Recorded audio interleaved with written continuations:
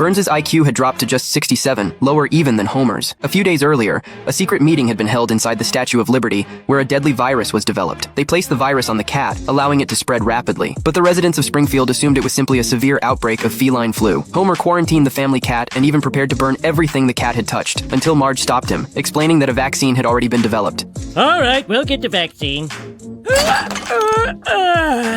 Homer, did you know he was in the pile? I thought he was an old clump of rags. The townspeople lined up outside the hospital to receive their shots. However, Burns drove straight through the line and forced his way to the front, demanding 37 doses for his hunting dogs. The doctor was furious, but Burns was the only taxpayer in town. When Smithers carried away a large stack of vaccines, the crowd erupted in anger. Sensing trouble, Burns tried to flee, but his car accidentally smashed all the remaining vaccine vials. After giving Burns his injection, the doctor delivered grim news. Because Burns suffered from over 20 terminal illnesses, he had no more than 2 months left to live. Determined to break the news personally, Burns threw a lavish party for his employees. Once everyone had gathered, he announced that he would soon be leaving this world.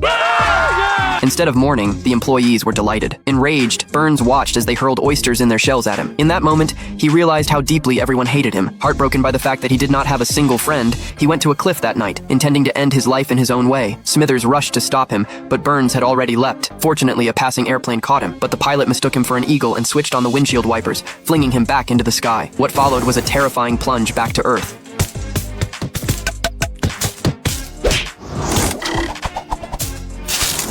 The next day, while playing in the woods, Bart discovered Burns. He noticed that poking Burns with a stick he had used to prod moose droppings seemed to bring him back to life, but he couldn't remember which end of the stick he had used. Just then, Burns staggered to his feet and wobbled toward Bart, frightening him badly. You my mommy, daddy, puppy? Whoa, your brains have turned to oatmeal. The fall had reduced Burns' IQ to 0. Bart found it too eerie and tried to leave, but Burns tripped while chasing him. Seeing how pitiful he looked, Bart softened and took him home. Since Homer hated Burns so much, Bart had to hide him in the closet. The townspeople, believing Burns to be dead, even held a funeral. They spat into his coffin and danced on his grave. Marge remarked that if Burns saw this, it would kill him all over again. Your bath! I'm not finished giving you your bath!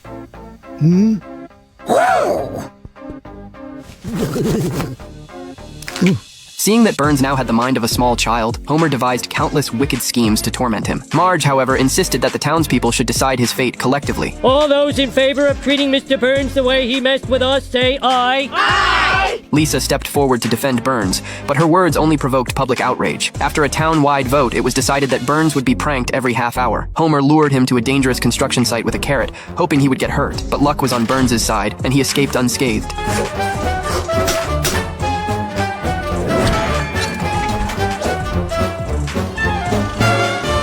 Only after Homer prayed did Burns